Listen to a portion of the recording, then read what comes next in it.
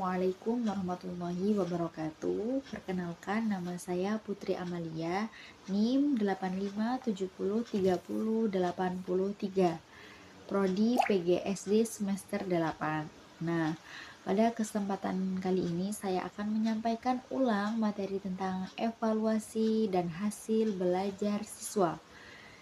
Nah, selanjutnya untuk mempersingkat waktu, pada bagian pertama kita akan membahas tentang pengertian evaluasi. Apa sih pengertian evaluasi itu? Yaitu tentang merupakan suatu proses yang dilakukan secara sistematis untuk mengumpulkan, mengolah, dan menafsirkan informasi mengenai proses maupun hasil belajar peserta didik.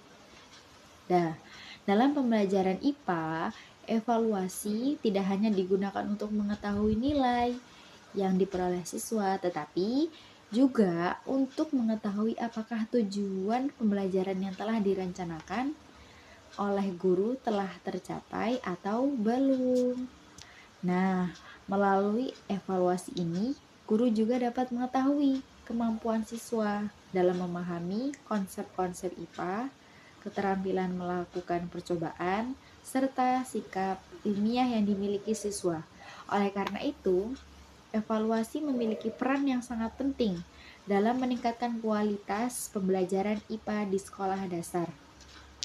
Nah, tujuan evaluasi ini dalam pembelajaran IPA sangatlah beragam. Yang pertama, evaluasi ini bertujuan untuk mengetahui tingkat pemahaman siswa terhadap materi yang telah dipelajari.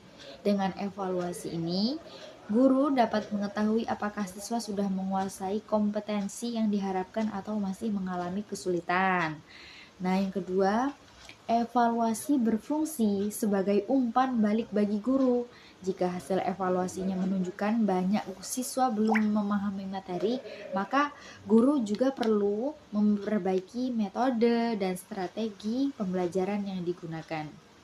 Nah, yang ketiga itu, evaluasi digunakan untuk menentukan tindak lanjut pembelajaran seperti program media remedial bagi siswa yang belum mencapai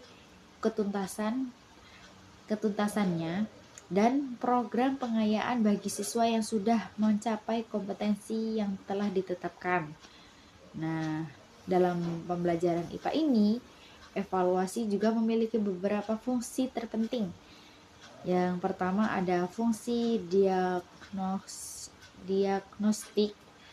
Fungsi ini juga digunakan untuk mengetahui kesulitan belajar yang dialami siswa.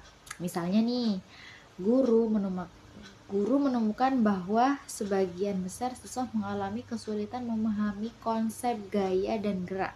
Nah, yang kedua ada fungsi formatif. Fungsi formatif ini dilakukan selama proses pembelajaran berlangsung dengan tujuan memperbaiki proses belajar mengajar. Yang ketiga ada fungsi sumatif. Fungsi evaluasi sumatif ini juga dilakukan pada akhir pembelajaran untuk mengetahui tingkat keberhasilan siswa setelah mempelajari suatu materi atau satu semester pada pembelajaran tersebut. Nah, selain itu terdapat fungsi penempatan, yaitu untuk mengetahui posisi kemampuan siswa, sehingga guru juga dapat memberikan perlakuan yang sesuai dengan kebutuhan mereka. Nah, agar evaluasi dapat memberikan hasil yang akurat, maka pelaksanaannya juga harus memperhatikan beberapa prinsip. Prinsip pertama adalah validitas, yang artinya alat evaluasi harus benar-benar mengukur apa yang ingin diukur. Nah, jika tujuannya pembelajaran adalah mengukur keterampilan praktikum, maka penilaiannya tidak cukup hanya menggunakan tes tertulis. Nah, yang kedua ada prinsip reliabilitas,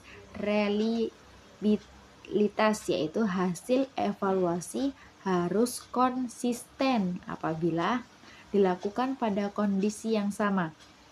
Nah, yang ketiga ada prinsip objektivitas. Guru harus menilai berdasarkan kriteria yang jelas tanpa dipengaruhi faktor suka atau tidak suka terhadap siswanya. Nah, selain itu, evaluasi juga harus praktis, berkesinambungan, dan menyeluruh sehingga seluruh aspek kemampuan siswa dapat terukur dengan baik. Nah, pembelajaran IPA ini juga memiliki karakteristik yang berbeda dengan mata pelajaran lainnya, karena IPA tidak hanya menekankan penguasaan konsep, tapi juga proses penemuan pengetahuan melalui kegiatan ilmiah. Oleh karena itu juga, evaluasi dalam IPA harus menyangkut 3 aspek, yaitu aspek kognitif, afektif, dan psikomotor. Yang pertama ada aspek kognitif berkaitan dengan pengetahuan siswa. Aspek ini berkaitan dengan sikap ilmiah seperti rasa ingin tahu, jujur, dan teliti. Sedangkan aspek psikomotor berkaitan dengan keterampilan melakukan kegiatan praktikum dan eksperimen. Mungkin materi yang dapat saya sampaikan, apabila ada salah kalimat atau kata yang kurang pas atau ada yang kurang, saya mohon maaf sebesar-besarnya. Dan cukup sekian dari saya akhiri. Wassalamualaikum warahmatullahi wabarakatuh.